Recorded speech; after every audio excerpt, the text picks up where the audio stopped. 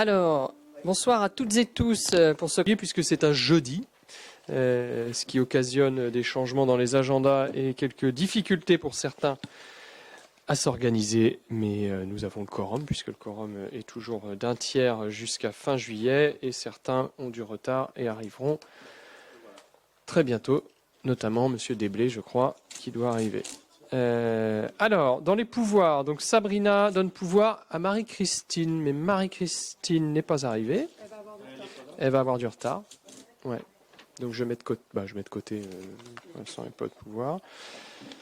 Serge donne pouvoir à Daniel, Vincent à Romain, Bertrand me donne pouvoir, Florence donne pouvoir à Catherine, Estelle Joalan donne pouvoir à Daniel, donc il peut avoir 2 pouvoirs. Donc Daniel, tu as 2 pouvoirs. 1, 2. Voilà. Et c'est jusqu'à fin juillet. Après, ça revient un pouvoir par Bruno donne pouvoir à Jérémy. Et donc Bertrand m'a donné pouvoir. Bertrand me représente à une réunion importante du pacte financier de Vitré Communauté. Donc c'est pour ça que je lui ai dit de privilégier plutôt cette réunion que le conseil municipal. Puisque cette réunion de pacte financier, vous imaginez bien, est importante et a forcément des conséquences en fonction des décisions qui seront prises. Donc c'est important d'avoir une oreille attentive qui soit présente. Alors, un secrétaire de séance, eh bien, je vais prendre la plus proche sur ma gauche. Voilà, Cathy Guy Borel, c'est très bien. Nous avons l'approbation de la séance du conseil municipal du 21 mars. Est-ce qu'il y a des questions ? Dany, tu as une question. Tu peux allumer ton micro.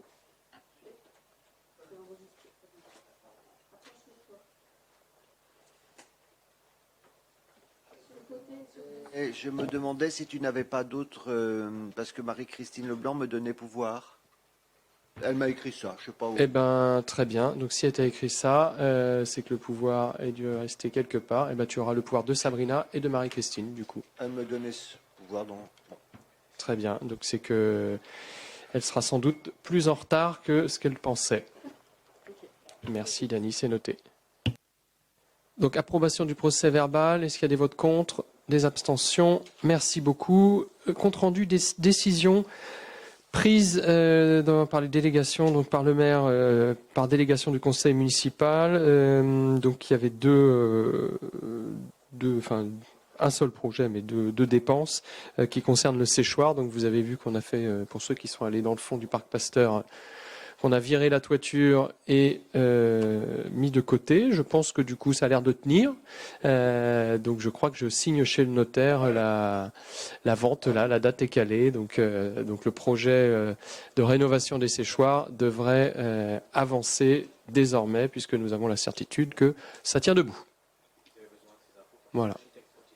Tout à fait. Donc, l'architecte, maintenant, voit à la fois les fondations, et du coup, le bâtiment n'est plus en péril puisque la charpente a été enlevée.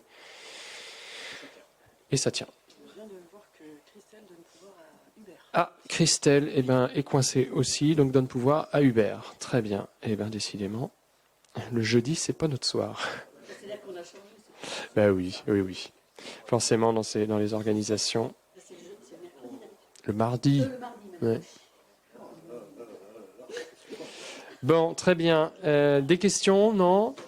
Bon, vous êtes comme moi, vous avez tous hâte que ce beau projet du parc Pasteur voit le jour. Je pense que ça va être sympa, au fond. Église de Bron, travaux de confortement de pignon de l'église. Donc, vous savez que l'église de Bron bouge un peu. Elle a un pignon qui se fragilise. Donc, c'est pour ça qu'on a isolé une partie du cimetière.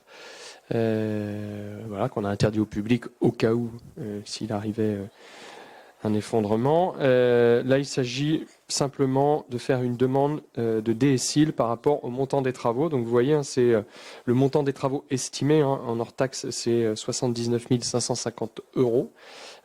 Donc on fait une tentative de demande de subvention sur ces travaux de consolidation que nous devrons faire de toute façon, quoi qu'il arrive. Donc voilà. Est-ce qu'il y a des questions par rapport à ça? Je me vois. Qui vote contre? Qui s'abstient? Merci beaucoup. C'est adopté. Je reporte une délibération sur la garantie de l'emprunt pour l'EHPAD.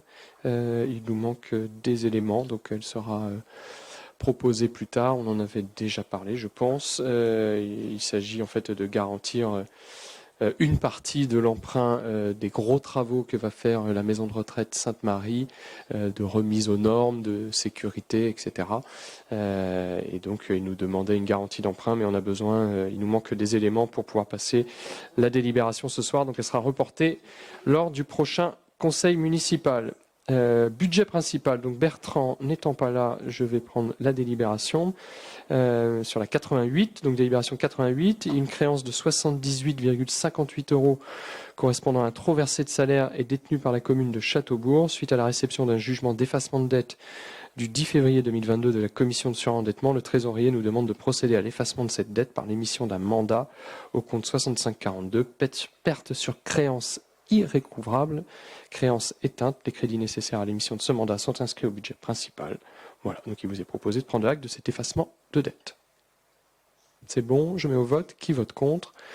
Qui s'abstient? Merci beaucoup, c'est adopté. Délibération 89, admission en non-valeur toujours. Donc monsieur le trésorier nous demande de présenter un état de produit en non-valeur d'un montant de 407 € au conseil municipal. Il s'agit en l'espèce de créances communales datant de 2017 à 2021, donc sur plusieurs années, pour lesquelles le comptable du Trésor public n'a pu aboutir dans les procédures de recouvrement qui s'offraient à lui, et ce pour différentes raisons, soit poursuite sans effet, soit montant de la créance inférieur au seuil minimal des poursuites. Donc voilà, c'est une somme de plein de petits montants, et à un moment donné, bon, on fait les totaux et puis on annule tout. Des questions? Je mets aux voix. Qui vote contre? Qui s'abstient? Merci beaucoup. Délibération 90. Je passe la parole à Daniel Cochery. Oui, bonsoir. À propos de l'école privée Saint-Joseph, il nous demande une petite subvention exceptionnelle pour un transport scolaire. Par courriel du 24 mars dernier, l'école Saint-Joseph a formulé 2 demandes de subvention exceptionnelle auprès de la commune au titre du transport scolaire pour une classe de mer des CE1 et CE2 et pour une classe de montagne des CM1 et CM2. Le montant total sollicité est de 3 256 € TTC. Suite à la présentation du sujet en commission du 4 et 20 avril, il est proposé au conseil municipal d'approuver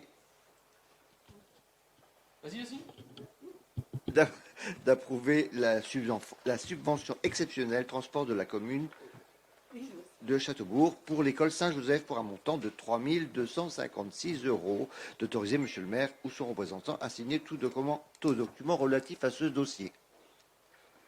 Nous avons sur notre ordre du jour, non pas un montant de 3 256 €, mais un montant de 1 500 €. Non, c'est après. Juste la précédente. Aude testait si tout le monde suivait, donc tout le monde suit bien. Merci Aude. On y vient. Alors vas-y. Est-ce qu'il y a des questions par rapport à cette délibération 90 sur le versement d'une subvention exceptionnelle pour un transport scolaire? 2 transports en fait. 2 transports. Vous avez vu, Tout à fait. mer et montagne. Alors, autre versement d'une subvention exceptionnelle pour un transport. On n'a pas voté, pardon. Non. Ah bah tu vois, je l'ai. Oui, c'est des choses qu'on fait régulièrement. En fait, on a un budget. Oui. Il y a une ligne sur le budget principal qui permet de subventionner justement des sorties scolaires. Et donc, on fait l'équilibre toujours école privée, école publique. Voilà, chaque année. Mais ça fait. Oui, ça fait 2 ans. Tout à fait. Voilà, c'est vrai. C'est vrai que c'est un peu nouveau pour vous. Ouais. Ouais. C'est vrai qu'il n'y a pas eu de sortie comme ça, en effet. Alors, pour Aude, école publique Le Plessis. Alors d'abord, pour l'école privée Saint-Joseph, donc je vais mettre au vote. Donc qui vote contre, qui s'abstient? Merci beaucoup. Et nous passons à la délibération 91 pour l'école publique du Plessis. École publique Le Plessis, versement d'une subvention exceptionnelle pour un transport scolaire. Par mail en date du 26 mars dernier, l'école Le Plessis a formulé une demande de subvention exceptionnelle auprès de la commune de Châteaubourg au titre de transport scolaire dans le cadre d'une classe de mer pour les CE1 et CE2. Le montant total sollicité est de 1 500 € TTC. La voilà, chère Aude. Tu votes pour. Suite à la présentation du sujet en commission du 4 au 10 et du 4 au 20 avril. Il est proposé au conseil municipal d'approuver la subvention exceptionnelle transport de la commune de Châteaubourg pour l'école Le Plessis pour un montant de 1 500 €, d'autoriser monsieur le maire ou son représentant à signer tout document relatif à ce dossier. Merci. Est-ce qu'il y a des questions? Je mets aux voix qui vote contre, qui s'abstient. Merci beaucoup, c'est adopté. Le tarif des mini-camps, Cathy Guiborel. Donc là, pareil, c'est reprise des mini-camps pour l'été depuis 2 ans, en fait, où il n'y en a pas eu, je crois.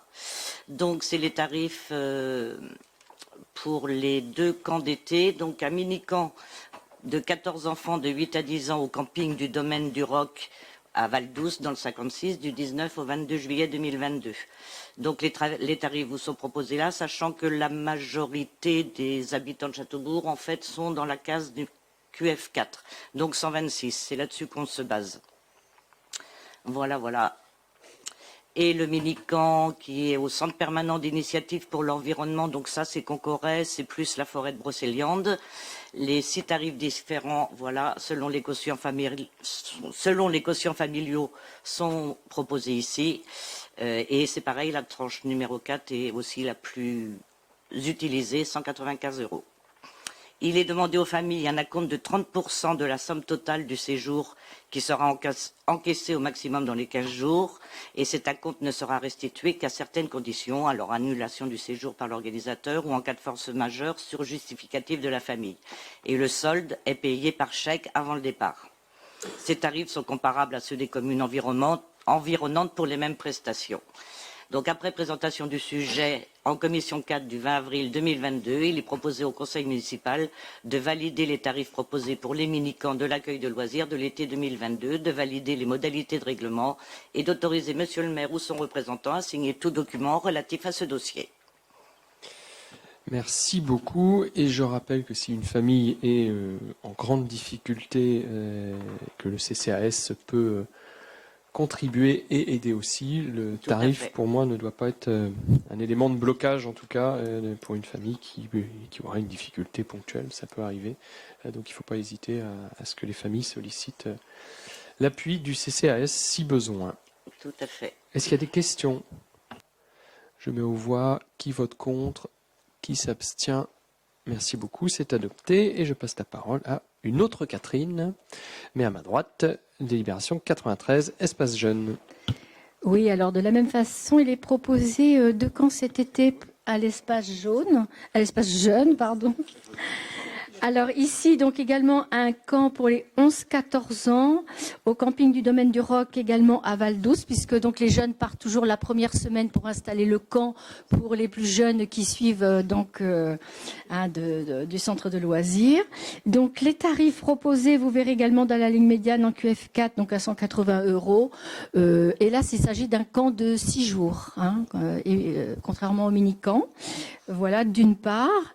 Ça, c'est pour le mois de juillet, du 11 au 16 juillet, avec différentes activités, balades comptées, visites ailleurs. Enfin, donc, c'est à côté de Brocéliande. Donc, pour les 14-17 ans, un camping au bord de la mer, à Quiberon, avec des programmes de char à voile, surf, enfin, dans la nature vraiment proche de la mer. Donc, ici, avec un tarif qui vous est proposé à 170 € en prix moyen, en QF4 également. Pas cher du tout, je tiens à le préciser, étant donné le choix du camping qui se trouve un peu excentré par rapport au centre-ville. Donc, effectivement, ils seront dans la nature et devront marcher un peu pour trouver la grande ville, dirons-nous. Donc,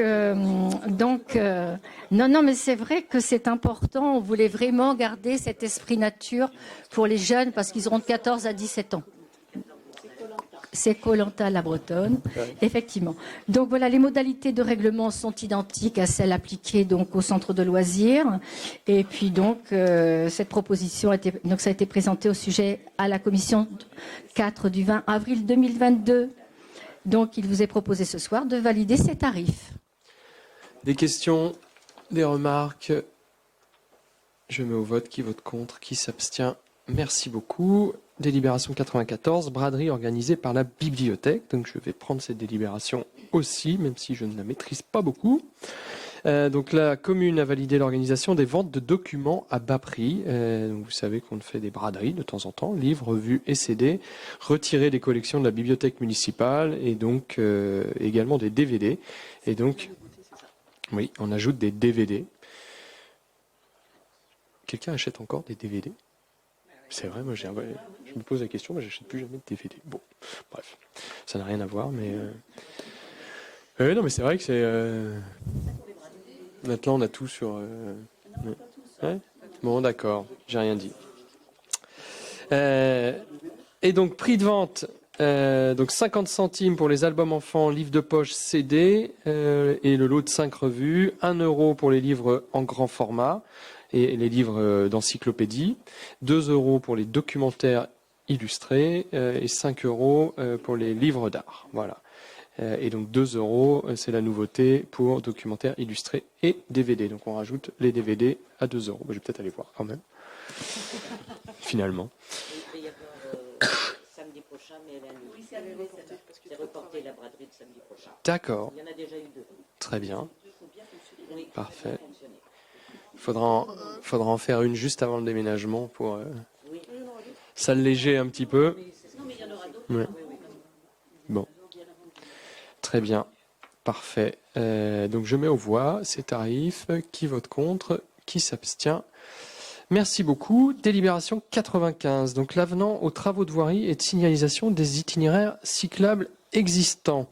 Donc il s'agit d'un avenant qui concerne en fait la pose de chevrons, notamment au niveau des carrefours où il y a des pictos, où il y a seulement des pictos. Et l'idée c'est de mettre entre les pictos des chevrons. Alors c'est ce qui se fait un peu partout et qu'on n'a pas mis nous pour l'instant. Donc l'objectif c'est de prendre un avenant d'un montant de 2 650 € hors taxe pour terminer cette partie-là, notamment rue de Paris, sur tous les croisements.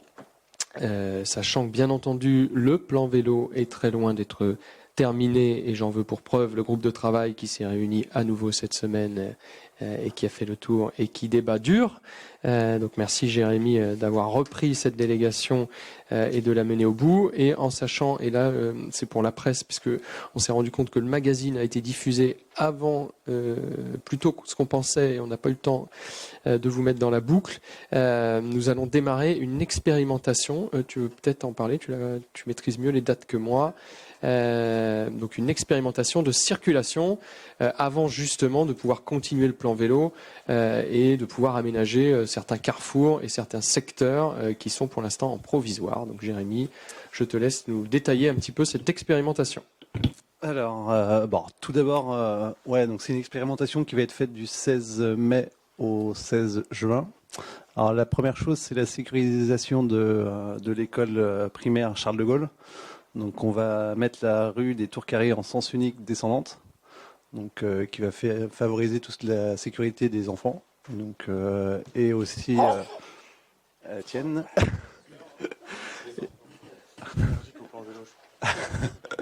Ouais, tu devrais rouler plus. Non, et puis ça va sécuriser pour tout ce qui est passage piéton pour les enfants ainsi que les vélos. Et dans la boucle, on va aussi tester sur cette période la fermeture de la rue du Maréchal Leclerc. On veut la faire piétonne aussi et vélo. Et pourquoi pas, si ça fonctionne demain, la fermer définitivement. Donc il s'agit bien d'une expérimentation d'1 mois. Il y aura une évaluation de cette expérimentation avec un petit questionnaire qui sera distribué aux riverains, aux commerçants pour faire le point. Et puis on retournera aussi vers les commerçants. Donc Jérémy et Eric sont allés les prévenir hier, c'est ça? Hier soir, ouais. On a fait un tour hier, on a vu les commerçants de la rue Leclerc, la cour des artistes, la rue Pasteur et un peu vers la Boixière, Mécagrine et puis Barbedet. Voilà. Donc, alors, certains étaient fermés, mais la plupart étaient là. Globalement, alors j'ai fait un petit résumé que j'ai envoyé là il y a 10 minutes. Il y a quelques réactions positives. Donc, c'était plutôt l'argument, c'était soit le calme, soit la sécurité, parce que les voitures roulent vraiment vite en montant, et surtout s'ils voient une voiture arriver, ils accélèrent. Donc, c'est la rampe de lancement. Et certains commerçants, quand il y a des enfants, ils ferment la porte parce qu'ils ont peur qu'ils sortent et qu'ils se fassent faucher. Donc, ça, c'est important. La plupart des réactions, c'était plutôt neutre ou des questionnements, des interrogations, pourquoi, etc. Bon, voilà, j'étais observateur. Et puis quelques réactions négatives, une légèrement négative. On va peut-être pas les citer. Non, on va pas les citer. Et puis voilà, une un peu plus franchement négative avec des demandes de rendez-vous. Mais bon, faut leur gérer ça. Et on a prévenu de passer les voir après l'expérimentation pour prendre leurs remarques. Voilà, rien n'est définitif, on teste, c'est l'objectif, on verra. C'est vrai que si on veut redonner vie à cette rue du Maréchal Leclerc, je vois pas d'autre solution que la piétonniser. Après, si vraiment ça a des incidences à la fois sur la circulation rue de Paris trop forte et puis sur l'accès au commerce et sur la vitalité des commerces, bon voilà, c'est bien une expérimentation d'1 mois et l'objectif c'est de faire une évaluation de cette expérimentation. Mais l'esprit, si on décidait de laisser piétoniser, c'est d'essayer de dupliquer ce qu'on a fait sur la cour des artistes, c'est-à-dire cet esprit-là, en termes d'ambiance, d'essayer de la dupliquer finalement sur la rue du Maréchal Leclerc, de lui donner une âme, voilà. On va pas la laisser comme ça, enfin, juste la fermer avec des barrières. Si on décide de la laisser piétonne, c'est pour lui redonner un esprit commerçant. Ça veut dire qu'il y aurait forcément un travail sur les façades des commerces pour redonner vie, d'essayer de réimplanter des commerces, d'essayer de refaire un travail sur forcément la voirie et sur le fleurissement. Enfin voilà. On imagine tout ce qu'on peut faire s'il n'y a plus de voitures dans cette rue. Ouais. Maintenant, s'il y a un impact trop fort, voilà. On nous a signalé des besoins sur la signalétique et puis un peu quelques stationnements arrêt minute, choses comme ça. Et puis après, peut-être que ça va nous amener à d'autres idées d'expérimentation, c'est-à-dire que quid de la rue des Manoirs, on en parlait juste avant, voilà, est-ce qu'elle est toujours dans le bon sens ou pas, enfin, voilà. C'est un premier test qui en amènera peut-être d'autres avant, en tout cas, de prendre des décisions définitives. Et la suite du plan vélo dépend aussi de ça, forcément. Si je prends le carrefour de la rue des Cottages et de la rue du Prieuré, on ne va pas faire des aménagements définitifs tant qu'on ne sait pas dans quel sens va être le flux de circulation. Puisque là, on voit bien que forcément, en fermant la rue du Maréchal Leclerc, on va avoir un flux de circulation qui va venir beaucoup plus des Cottages pour redescendre sur l'école Charles de Gaulle, c'est normal.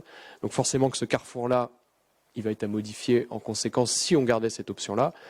Et si on prend une autre option, par exemple la rue des Manoirs dans l'autre sens, et d'avoir plutôt un retour vers la rue des Cottages, forcément aussi, ça change et ça modifie le carrefour des Cottages et du Prieuré. Donc c'est pour ça que le plan vélo aujourd'hui, il dépend aussi beaucoup de ces choix-là, et ça a aussi d'autres répercussions ailleurs. Je pense à tout le carrefour du parc Iffeldorf aussi, puisque il faut savoir que là, en changeant un petit truc comme ça, ça va avoir des impacts sur les flux et les croisements de flux, c'est-à-dire que les flux de Saint-Joseph, de l'école Saint-Joseph et de l'école Charles de Gaulle, comment ça va se passer. Donc voilà, on est dans de la gestion de flux, dans de la modélisation de flux qui est toujours difficile parce que le comportement individuel en fonction de ce qui se passe. Voilà, si jamais, je pense aux parents de Saint-Jean avaient des difficultés pour ressortir rue des Cottages à cause justement du flux de Charles de Gaulle qui viendrait d'ici, ça veut dire que les gens passeraient plus par la rue du Prieuré. Et donc finalement, en voulant faire quelque chose, on va peut-être générer d'autres choses. Donc voilà, c'est pas parfois en changeant une petite chose, on va se rendre compte que ça va avoir un impact sur les comportements peut-être qu'on n'avait pas imaginé de d'autres parents. Donc c'est pour ça qu'il faut tester avant de faire des aménagements définitifs. C'est le principe et c'est le fonctionnement qu'on a opté et qu'on va mener dans les mois qui viennent. Et c'est la même chose pour la partie de l'entrée de ville, puisque vous savez que le centre commercial n'est pas fini. Donc là, c'est pareil, toute la piste cyclable du plan vélo qui va venir devant le centre commercial pour rejoindre le pont SNCF et pour revenir vers le centre-ville, c'est pareil. On va attendre que les travaux du centre commercial soient terminés pour vraiment pouvoir faire tout ça. Donc il faut savoir de temps en temps faire un peu de provisoire avant d'avoir des aménagements définitifs. En tout cas, merci à ceux qui se penchent sur ce sujet, qui regardent tout ça, et puis rendez-vous c'est jusqu'au 16 juin, c'est ça ? Donc rendez-vous fin juin pour avoir le retour de l'évaluation, le ressenti des riverains, des commerçants. Bon, les riverains qui habitent rue du Maréchal Leclerc, je pense, vont être contents d'avoir moins de circulation. Maintenant, c'est surtout les commerçants avec qui il faut bien échanger. Je vous propose de mettre cette délibération au vote. Qui vote contre? Qui s'abstient? Merci beaucoup. Zone d'activité de la Goulgatière, acquisition d'un bâtiment appartenant à Vitré Communauté. Donc c'est un projet dont je vous avais parlé. Donc il s'agit d'acquérir le bâtiment où Maïlou Tradition était installé, c'est-à-dire juste à côté de la déchetterie. Quel est l'objectif de l'acquisition de ce bâtiment? Nous allons acquérir ce bâtiment pour y déménager Entraide, notamment, et pour y travailler un projet un peu plus global, pour y mettre un certain nombre d'associations à but social, de recyclage et je dirais tout ce qui est lié à l'environnement. Donc pour l'instant, priorité à Entraide, puisque Entraide était dans un bâtiment aujourd'hui plus aux normes, voire dans des conditions d'insalubrité avec des rats, des trucs, enfin bref, je vous passe le dessin. Donc il fallait vraiment soit faire des travaux, soit les sortir. Donc on a profité de cette opportunité. On a eu une réunion d'échange aussi avec le SMICTOM pour voir ce qu'on allait pouvoir envisager de travailler ensemble, notamment sur tout ce qui est seconde vie. Je pense qu'on a des choses à mutualiser. Alors le bâtiment, bon, fait 400 mètres carrés, je crois 450 mètres carrés. Ça paraît grand, mais ça va assez vite, 450 mètres carrés. Moi, c'est vrai que j'aimerais bien qu'on travaille un projet d'épicerie sociale, au moins sur le sec et l'hygiène. Le frais, c'est un peu plus compliqué. Mais c'est vrai que si on arrivait à trouver, à pouvoir proposer cette offre-là aussi sur la commune, je pense que ce serait intéressant. Et puis, j'aimerais bien qu'on arrive à travailler un projet de recyclerie, Repair Café, un peu de tout ce qui est reconditionnement et travail en lien avec le SMICTOM et peut-être des associations ou des privés qui voudraient s'engager là-dessus. On a la chance d'avoir un beau terrain, donc c'est pas exclu qu'on envisage, pourquoi pas, d'implanter un autre bâtiment. Moi, je verrais peut-être bien aussi travailler un projet de réparateur vélo, vendeur vélo. Hein, quand j'ai une idée en tête. Je cherche, je creuse, voilà. Je pense que ça manque. On peut pas dire on veut développer le vélo et avoir personne sur la commune capable de réparer un vélo. Donc à voir si on travaille pas un projet, mais voilà, on va se poser gentiment en commission, prendre le temps. Là, on a saisi l'opportunité du départ de Maïlou pour acquérir le bâtiment. Vitré Communauté nous a fait un prix raisonnable par rapport à l'avis des domaines, donc je les en remercie. Et puis voilà, j'ai tout dit. Est-ce qu'il y a des questions? Donc tout reste à faire, à part Entraide, dont on annoncera la date du déménagement lors de leur porte ouverte. Là, je dis ça pour la presse, puisqu'il y a une porte ouverte d'Entraide qui est organisée le 14 mai. Et donc le déménagement et le projet seront un peu plus détaillés lors de cette porte ouverte. Voilà. Et l'objectif, c'est bien sûr aussi de mettre dans la boucle le pôle ESS, puisque vous savez que le pôle ESS a ses bureaux à Châteaubourg, qu'ils aimeraient bien, ils cherchent toujours un projet à faire, un projet intéressant à Châteaubourg, et forcément, ça répond pleinement en matière de coordination, donc on va pouvoir s'appuyer aussi sur le pôle ESS, je l'espère, pour nous accompagner dans le montage de ce projet et dans la recherche de financement, et voilà. Sur le papier, c'est facile. Maintenant, il faut basculer dans la partie réelle, et il y a toujours un peu d'humain, un peu d'administratif dans tout ça. Mais en tout cas, je pense que c'est un beau projet qui répond à la fois aux enjeux environnementaux et aux enjeux sociaux. Donc on couple les deux. Le lieu est inespéré, puisque côté de la déchetterie, ça ne fait pas rêver tout le monde, mais ce type de projet, ça correspond bien finalement, puisque au lieu d'aller jeter parfois certains produits, les gens pourront les donner soit à la partie recyclerie, soit à la partie entraide, soit, je sais pas, enfin voilà. Donc non, je pense que c'est voilà. Des questions, des remarques? Je mets aux voix. Qui vote contre? Qui s'abstient? Merci beaucoup, c'est adopté. Et je passe la parole à Éric Perchet. Merci. Donc là, il s'agit d'un bâtiment qui est situé rue de Vitré. Je ne sais pas si on a le plan. Enfin, c'est le SMAL. On en a déjà parlé. Donc la locataire du bâtiment qui appartient à la mairie est d'accord pour acheter. Le bâtiment a été évalué à un prix de 194 700 €. et elle compte faire des travaux d'extension, donc une grande véranda. Elle compte aussi garder le locataire, qui est un locataire sur la partie gauche du bâtiment, et au préalable, il y aura une opération d'échange de terrain avec la parcelle contiguë pour permettre de la densification urbaine et un accès par la rue qui est derrière.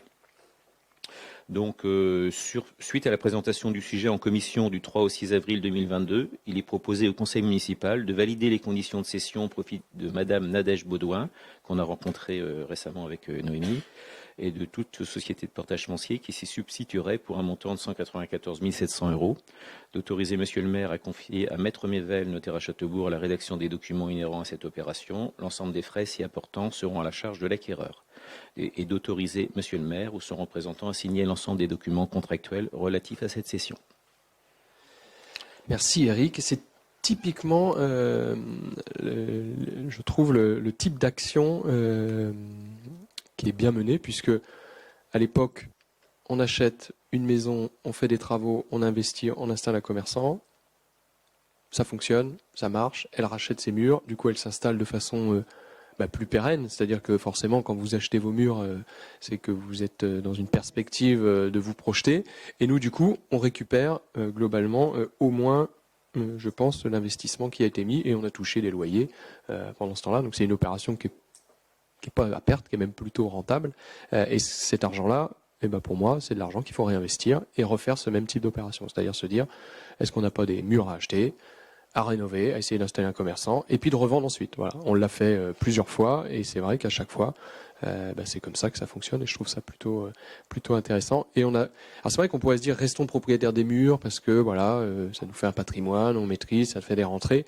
Mais si on veut stabiliser les commerçants, un commerçant, à un moment donné, payer un loyer tous les mois, il a l'impression que voilà, il capitalise moins. Surtout qu'on sait que c'est pas les fonds. Par exemple, si je prends le fonds d'un bar, aujourd'hui, c'est pas sur le fonds qu'on capitalise le plus, c'est vraiment sur les murs. Donc l'intérêt, c'est que le commerçant, il arrive à capitaliser sur les murs et qu'ensuite, il puisse revendre ou rester propriétaire et puis toucher un loyer si jamais il transmet. Donc pour moi, c'est vraiment un exemple intéressant d'une action municipale très concrète, très simple, et qui a quand même permis de sauver un commerce qui était important à Saint-Melaine et qui fait son rôle. Et le dimanche, pour les fumeurs, on est bien content, pour ceux qui fument, moi je fume pas, et une licence, la belote le dimanche matin. Non mais c'est vrai que c'est devenu un vrai lieu de vie à Saint-Melaine, ce Smile, notamment le dimanche, avec une clientèle qui est différente des autres commerces, donc voilà.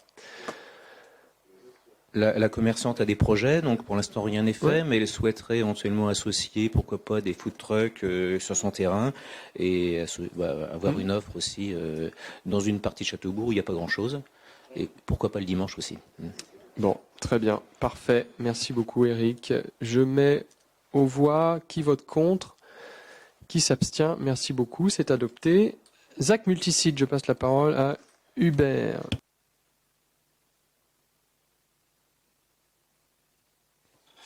Voilà, concernant la ZAC multisite et notamment l'acquisition de la parcelle section AL numéro 216. Donc voilà, sur le secteur de l'ancienne gendarmerie qui vous est projeté donc sur l'écran. Donc on passera un petit peu les rappels des différentes délibérations, mais juste pour rappeler que le conseil municipal donc a validé l'acquisition d'une emprise foncière qui fait à peu près 2500 mètres carrés, ou 2448 pour être précis, effectivement, dans le périmètre de la ZAC, au 67 rue de Paris, sur la section AL numéro 216. Et cette acquisition donc a été validée pour un montant de 365 000 €. Et les frais d'acte en sus. Les études d'aménagement donc de ce secteur ont démontré la nécessité d'acquérir une bande de terrain que l'on va voir effectivement de 100 mètres carrés, 100 mètres carrés, pardon. Voilà, que Claire nous a montré ici. Ouais. Ici, future voirie du domaine public. Donc le besoin effectivement dans le cadre du projet pour établir un bassin, notamment sous cette partie de stationnement. Donc on avait besoin d'un petit peu de terrain supplémentaire, donc pas grand-chose en tous les cas. Quoi qu'il en soit, donc suite aux différents échanges, le département propose à la ville une acquisition complémentaire pour un montant de 149 € du mètre carré, bornage et frais d'acte en sus. L'acquisition donc prévisionnelle totale est donc de désormais 379 900 € pour environ 2542 mètres carrés. Un bassin, en fait, c'est pour tamponner les eaux de pluie avant de rejet direct dans la Vilaine. Voilà. Oui. Bon, nous sommes toujours dans ce projet de densification qui avance, mais bon, gentiment. Voilà. On doit voter. Qui vote contre? Qui s'abstient? Merci beaucoup. La délibération suivante est reportée. Donc, il s'agit du protocole d'accord avec les riverains de ce projet. On y était presque, mais il y a une petite virgule qu'il faut décaler. Bon, voilà, ça sera proposé au prochain conseil municipal. On est vraiment dans de la relecture juridique, là, plus que sur le fond. Là, c'est plutôt l'histoire de forme. On va dire que sur le fond, les riverains, on est tombé d'accord avec les riverains. Maintenant, c'est des avocats qui parlent un langage que je ne maîtrise pas trop, mais qui parlent entre eux. Donc, il y a des petites virgules à corriger. Donc, voilà, ils vont corriger tout ça. Mais l'essentiel est fait sur le fond, en tout cas, pour pouvoir signer ce protocole d'accord, je l'espère, rapidement. Voilà, l'idée de ce protocole, d'accord, c'est justement de ne pas avoir de recours sur le permis derrière et de faire après qu'en sorte qu'une fois qu'on rentre dans la phase permis de construire, ça déroule plus facilement.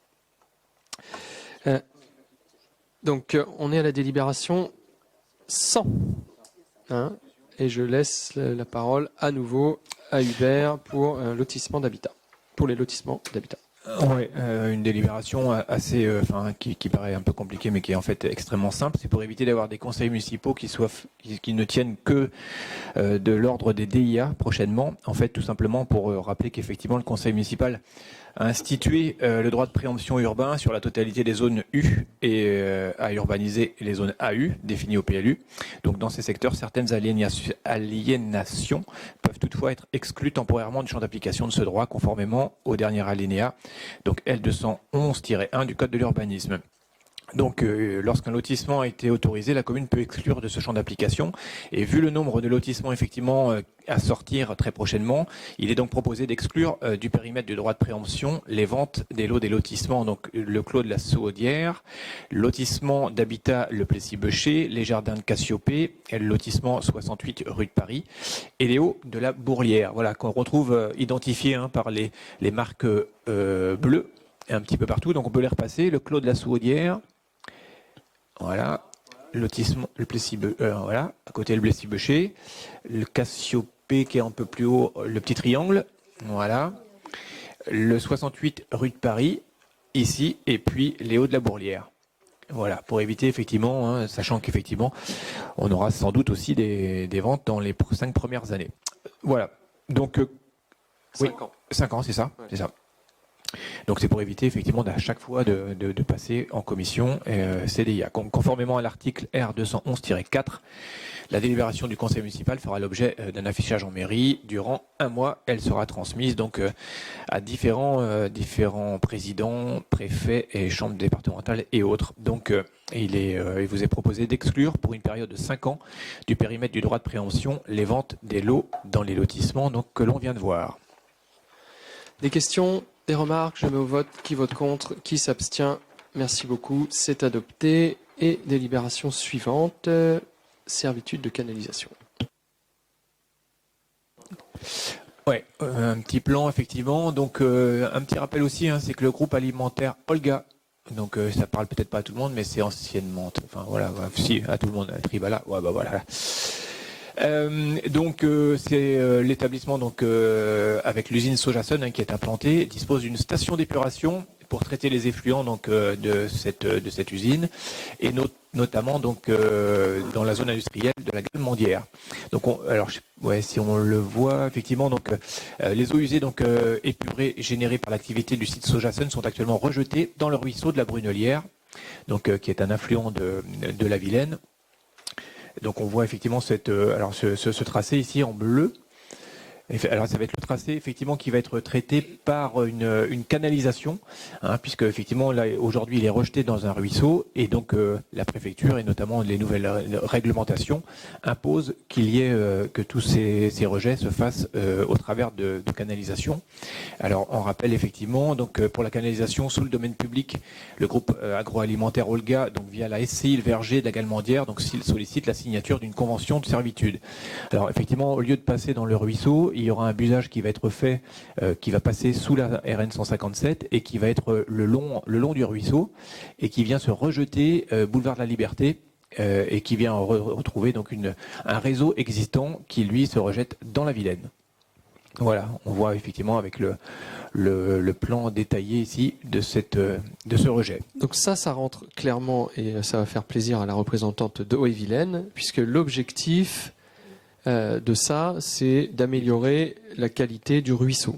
Donc pour ceux qui connaissent le secteur de la Galmandière, il y a notamment un très bel étang juste à côté de chez Nutrison, où nous avons des pneus, des mobylettes et je sais pas quoi au fond de cet étang. Et donc ce qui se passe aujourd'hui, c'est que le petit ruisseau, il passe dans cet étang dont j'ose même pas imaginer ce qu'il y a au fond, et après ressort de cet étang et va se jeter dans la Vilaine. Donc forcément que la qualité de l'eau de ce petit ruisseau, vous imaginez, même s'il y a des pêcheurs, je sais pas ce qu'ils pêchent, des poissons-chats, paraît-il, mais bon, mais j'irai pas les manger, ça c'est sûr.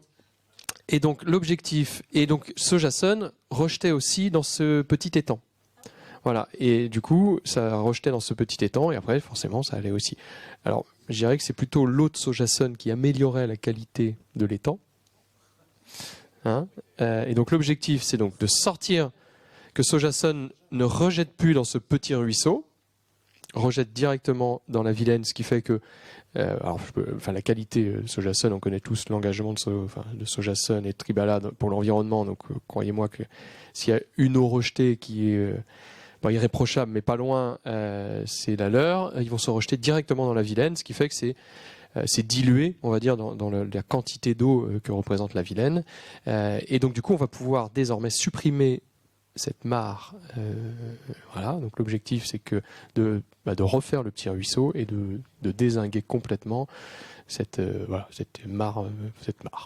Hein. Donc ça, et l'objectif c'est que ce ruisseau du coup retrouve une qualité biologique naturelle jusqu'à la Vilaine et qu'il n'y ait plus de rejet ni de station d'épuration et que ça ne serve plus de dépotoir pour les changements de pneus, de moteurs. Je crois même qu'il y a une voiture qui est tombée dedans là il n'y a pas longtemps. Bref, qui a été ressorti par un tracteur. Enfin bon, il se passe beaucoup de choses autour de ce magnifique étang, de cette mare. Donc voilà, donc l'objectif c'est un premier ruisseau sur lequel on va travailler et c'est plutôt bien. Donc si Haut-et-Vilaine pouvait donner un peu de sous pour supprimer le petit étang, je suis preneur, ma chère Aude. Voilà, donc vous savez tout. Et voilà pourquoi cette canalisation aussi. Ça veut dire que ça s'inscrit vraiment dans la volonté des services de l'État d'améliorer aussi la qualité de ce petit cours d'eau, qui n'est qu'un petit cours d'eau, mais qui est essentiel. Pour information, cet étang, et en tout cas sa remise en conformité est budgétée à Haut-et-Vilaine, monsieur le maire. Donc, c'est pas pour l'année 2022. C'est pas pour l'année 2022, c'est pour l'année 2023, mais ce sera fait. J'ai une question concernant cette fameuse canalisation. Est-ce que c'est une canalisation qui sera propriété de la mairie, 2. Donc c'est une première question. Deuxième question, cette canalisation est bien propre à Sojasun, n'est-ce pas? C'est une question très intéressée parce que les services de l'État surveillent d'autres déjections. Ça, c'est pas bien de dire ça, mais bon, ça s'appelle quand même des déjections. En tout cas, des rejets d'autres entreprises castelbourgeoises. Et donc, ça veut dire que, en tout cas, les eaux de Sojasun, seules les eaux de Sojasun passeront dans cette canalisation. D'accord, ok, merci. Absolument. Et donc, c'est dans le cadre, effectivement, de la signature d'une convention de servitude. Donc, c'est bien, effectivement, leur propriété. Et donc ils passent, vous savez, dans la route qui est fermée, là, vous voyez la petite route qui est fermée entre la gare et le boulevard Laennec, là, donc ils vont se mettre ici dans l'accotement, donc c'est assez facile à faire, bon, mais il y en a pour un petit billet quand même, pour aller jusque là. Mais... Ouais. Et juste pour dire, pour Eau et Rivière, effectivement, pardon. Oui, excusez-nous. Ce petit étang-là pose aussi des questions sur le cheminement entre Domanier et Châteaubourg. Donc ça se faciliterait aussi rapidement si on pouvait effectivement pour la réalisation de la piste.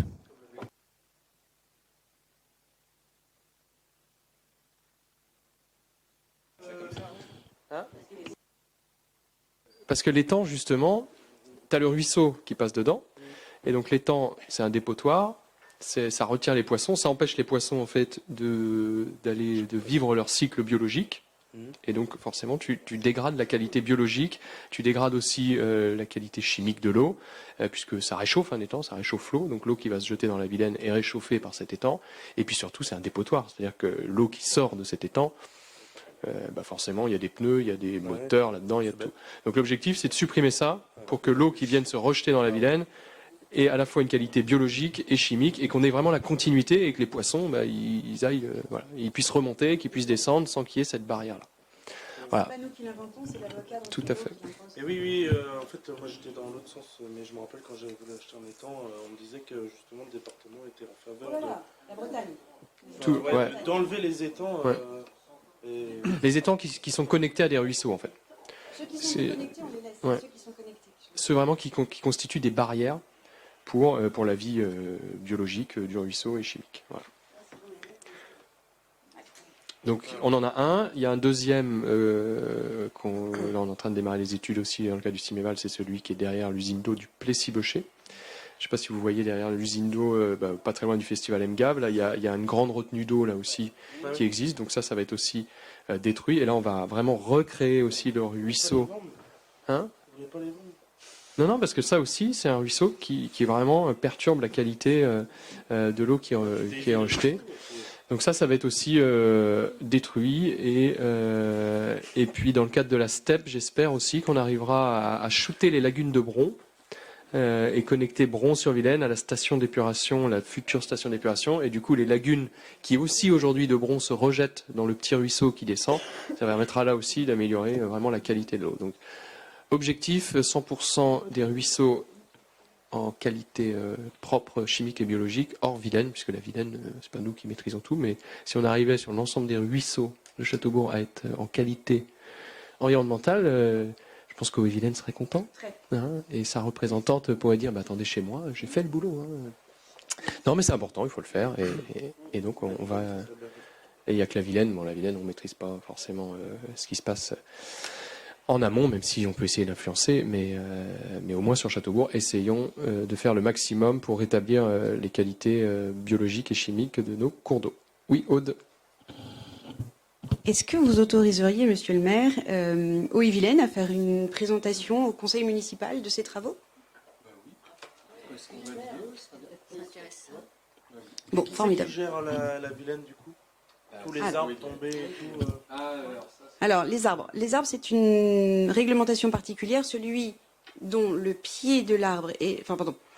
Quand un pied d'arbre est dans ta propriété, l'arbre et tout ce qui en découle t'appartient. Mais s'il tombe dans une rivière, jusqu'au milieu du lit, c'est ta propriété.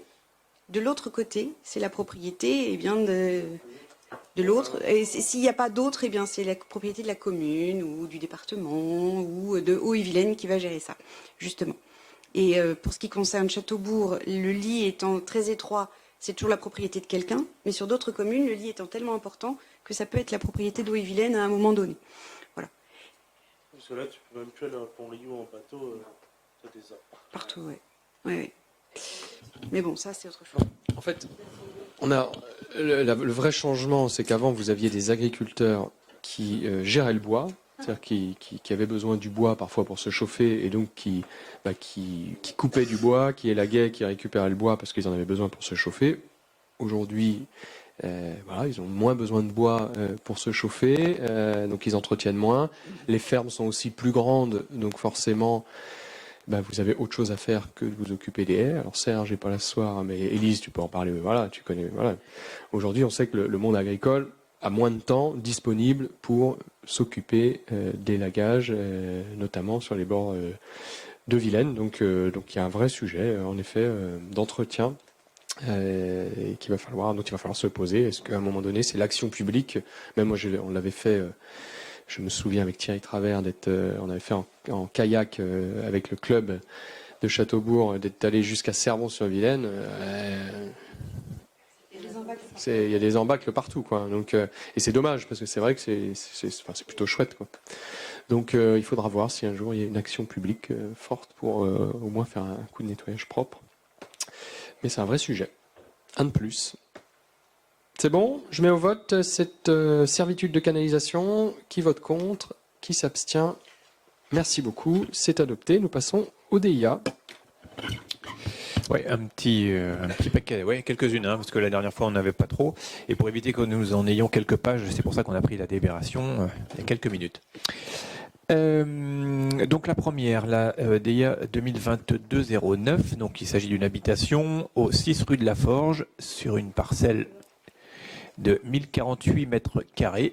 Donc pas de préemption pour cette première DIA. La deuxième 2022-010, une habitation au numéro 13 Le Paty, Cola, une parcelle également de 1358 mètres carrés. On est à côté du terrain de foot. Ouais. Il y a un but, je crois même. Pas de préemption. 2022-011, une habitation donc au 8 rue des Cottages sur une parcelle de 513 mètres carrés.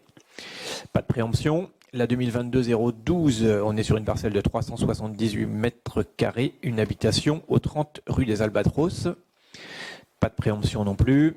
La 2022-013, une habitation donc au 15 rue Maréchal Leclerc. Là, une petite parcelle, hein, un petit bout de terrain de 216 mètres carrés. Pas de préemption. La 2022-014, on est sur une superficie de 1607 mètres carrés et c'est au 9 avenue des Genêts. Donc un terrain assez important, effectivement. Donc pas de préemption. La 2022-015, une parcelle de 2600 mètres carrés, une habitation au 9 rue Louis Pasteur. Donc là, c'est dans effectivement les collectifs. Donc pas de préemption. La 2022-016, une habitation au rue des Manoirs, parcelle de 310 mètres carrés, juste en dessous de la mairie. Pas de préemption. La 2022-017, une habitation 24 rue Maurice Ravel, une superficie de 416 mètres carrés, pas de préemption non plus. 2022-018, il s'agit effectivement rue du Souvenir, parcelle de 496 mètres carrés, pas de préemption. La 2022-019, 11 boulevard de la Liberté, 443 mètres carrés pour la parcelle, pas de préemption. La 2022-020, une habitation donc au 75A rue de Paris, parcelle de 350 mètres carrés, rue de Paris. Oui, juste à côté de la Gendarmerie, ouais. En dessous là. Ouais. Bah, les gens ils vendent Parce qu'il y a des projets. ils vendent bien. Et ils vendent à des gens qui achètent En connaissance. en sachant qu'il y a le projet. Donc pas de préemption sur cette DIA. La 2022-021, on est au 22 rue de la Croix-Pontmain, une parcelle de 298 mètres carrés. Pas de préemption. La 2022-022, au 50 rue de Paris, une parcelle de 627 mètres carrés. Là, pas de préemption non plus. Et la 2022-023, on est au 53 allée de la Forge, une belle propriété de 1240 mètres carrés, maison, et pas de préemption non plus. Voilà pour ce qui concerne les DIA. Merci beaucoup. Alors ces DIA m'amènent à vous communiquer un chiffre que j'ai découvert il n'y a pas très longtemps. Donc vous savez que quand vous faites des ventes, vous faites des diagnostics immobiliers et que c'est classé de A, B, C, D, E, F, G. Et donc on considère qu'un logement n'est pas en bon état, on va dire, de consommation énergétique quand vous êtes EFG. On va dire EFG, c'est que vraiment il faut faire des travaux pour moins consommer. Donc la moyenne nationale, c'est 40% des logements qui sont en EFG à l'échelle du territoire national. Ouais. Est-ce que vous savez à Châteaubourg combien de logements sont en EFG ? 13% seulement. Région, ça doit être 36, 37, je crois. Vitreco doit être à peu près dans ces chiffres-là aussi. Et ben en fait, ce qui s'est passé, c'est que, par exemple, on avait tout le quartier des Primes Verts avant, pour les anciennes Châteaubourg, là, qui ont été rasés donc, et qu'on construit maintenant, c'est plutôt des logements neufs. Tous les logements sociaux d'Iffeldorf, Madame de Sévigné, là-haut, là, ont été complètement réisolés. Espacil sur le Sillon a fait aussi des gros travaux de changement de menuiserie, de réisolation. Donc tout ça, ça a sorti ces logements du EFG. Donc il reste en fait vraiment, parce que tout est disponible sur Internet, hein, c'est fou. Hein. Pour ceux que ça intéresse, il y a un site Internet qui s'appelle Core, core.gouv, je crois, quelque chose comme ça. Et en fait, il y a plein de données sur l'habitat, etc. Et donc en fait, on voit même tous les points des logements vendus avec leur classification. Alors il n'y a pas le nom de qui vend, bien sûr, mais c'est hyper intéressant. Et donc quand on regarde notre quartier, enfin quand on regarde Châteaubourg, on se rend compte en fait. Ça se joue, nous, essentiellement sur les années 70-80 qui sont derrière ici et sur les logements sociaux encore des peupliers. Hein, voilà aujourd'hui, finalement, le peu de logements, et bien sûr rue de Paris où il y a encore quelques maisons.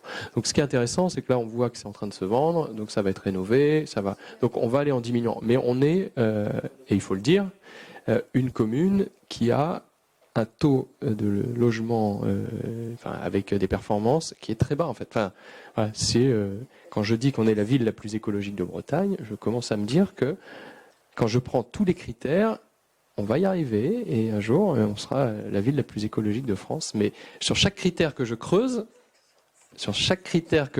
à chaque fois, on a des scores qui sont hyper intéressants. Et c'est alors c'est pas, je veux dire, ça avait commencé avant nous, mais c'est vrai que toutes les actions qui ont été menées de rénovation, que ce soit le quartier des Primes Verts, que ce soit Madame de Sévigné, que ce soit le Sillon, tout ça a sorti en fait plein de logements de ces classements énergétiques. Donc c'est pas neutre, c'est une action au long terme, mais qui paye aujourd'hui et qui fait qu'on est qu'à 13%. Non, il n'y a pas de classement. Je pense que c'est un peu sensible. Donc il n'y a pas de classement des communes sur ce sujet-là. Alors en fait, c'est des estimatifs. Hein. Des lois du Gard qui est à 3%. Dans le Gard ? Quoi C'est tombé aujourd'hui. Ah oui. Parce qu'ils sont inondés à chaque fois. T'en parles, c'est tombé aujourd'hui. Ils font tout à chaque fois. Tu vois, la Lorraine ou la Creuse sont à 38. Ouais. Bon, voilà. Donc, mais voilà, ça permet aussi de se situer. Vitreco doit être à 35-36. Nous, on est plutôt à 13. Donc, ça veut dire que voilà, ça montre que c'est un travail de 20 ans, hein, mais qui paye aussi à un moment donné. core.gouv. Ouais, c'est un site départemental où il n'y a pas que ces données-là. Hein. Vous pouvez retrouver en fait plein de données qui sont en libre accès. Oui, Hubert ?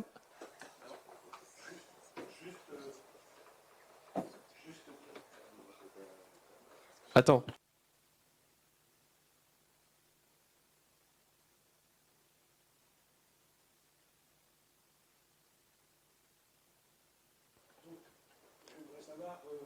Tout à fait, mais comme là je compare, alors en effet, après ça va dépendre de si on change les règles de classement, mais ça va changer pour tout le monde. Là je compare les mêmes taux, c'est-à-dire que ça va changer pour tout le monde. Donc nous on est à 13, là où les autres sont plutôt à 36 ou 40, donc en effet si ça change, mais tout le monde va changer. Donc le pourcentage peut changer, mais l'écart restera le même.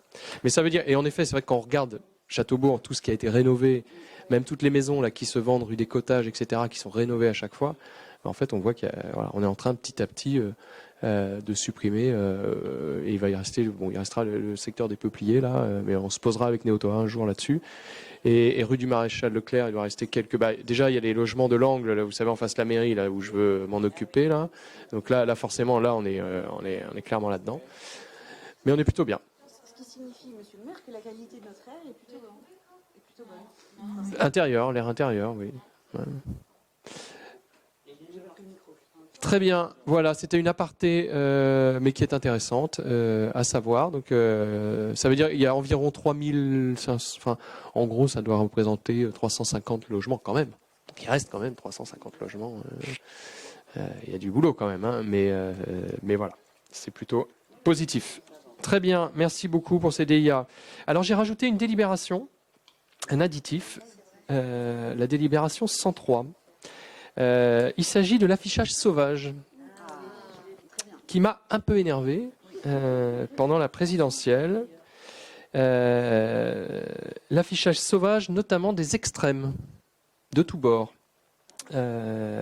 qui ont tendance à coller des affiches sur les blocs électriques, à coller des affiches sur les panneaux de signalétique, les panneaux stop, alors des autocollants, voilà, où vous avez des stops où il y a des autocollants, et donc forcément derrière, c'est à nos services d'aller gratter, d'aller nettoyer, et que tout ça, ça a un coût.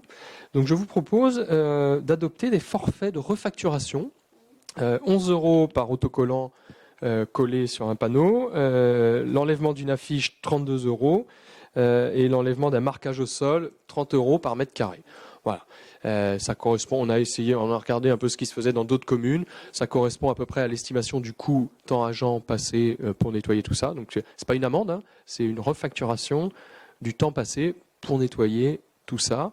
Et donc on enverra ça aux délégués des listes locaux, hein, la facture en tout cas, et puis ça remontera aux partis, parce qu'il y a des affichages libres, il y a des endroits pour afficher, il y a des panneaux officiels pour les élections, et que les blocs électriques ou les murs ou les panneaux de signalétique, c'est pas fait pour coller des affiches d'extrême, de partis extrêmes, et de tous les partis d'ailleurs, mais c'est essentiellement, et c'est ça qui m'énerve, exclusivement, en tout cas sur la commune de Châteaubourg, exclusivement. Donc merci aux autres partis qui respectent, mais certains partis d'extrême, gauche et droite, ont tendance à en mettre à des endroits non autorisés. Eric.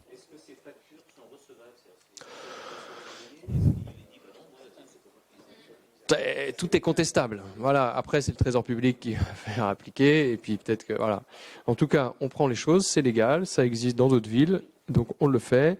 Et après, ça peut être une amende. Enfin, après, on peut rentrer dans un dispositif judiciaire, mais qui est plus lourd, si jamais, malgré ça, certains continuaient ou ne payaient pas les factures. Donc là, après, on peut rentrer dans ce qu'on appelle l'affichage sauvage. Et là, c'est une procédure judiciaire. Aude. Merci. Il est absolument illégal de faire cet affichage sauvage. Donc il est normal que tous les représentants de partis se plient à cette règle.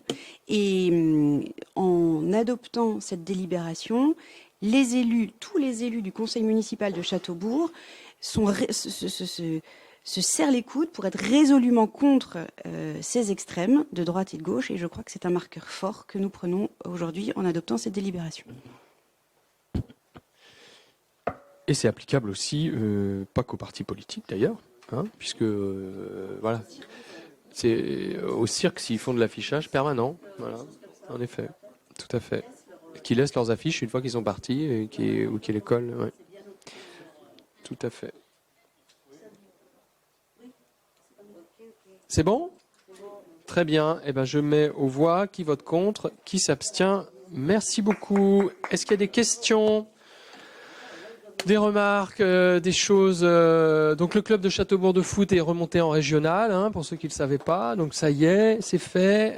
Ce week-end, le club de hand joue sa montée en régional aussi. Donc normalement, ça devrait monter. Et le badminton, je crois, est pas loin de monter en régional non plus. Donc je dis pas ça pour vous préparer à des demandes de subventions, mais bon, vous voyez ce qui va se passer.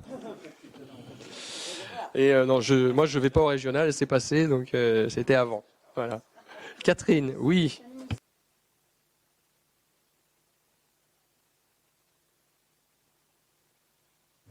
Oui, excusez-moi. Petite annonce. Alors, les papis-mamies sont conviés à un repas des aînés. Donc, oui, je suppose que ce sont papis-mamies depuis longtemps. Le repas des aînés, donc, il commence samedi à Abron et puis la semaine prochaine, semaine suivante, au Privilège.